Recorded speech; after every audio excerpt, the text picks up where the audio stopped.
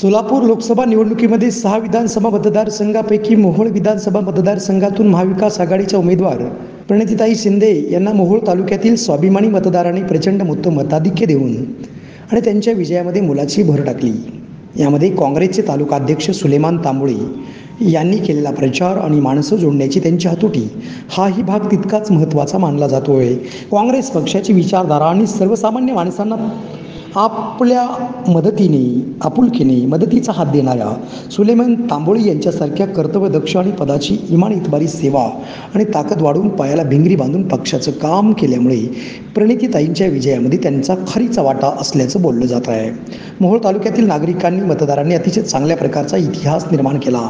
प्रणितीताईंना 65,000चं मताधिक्य एकट्या मोहोळ विधानसभा मतदारसंघातून प्राप्त झाल्यामुळे येणाऱ्या काळात मोहोळ विधानसभा मतदारसंघामध्ये सर्वसामान्य नागरिकांची कामे जो करेल त्यांच्यासाठीच या मतदारसंघामध्ये विजय होईल असंही मानलं जात आहे।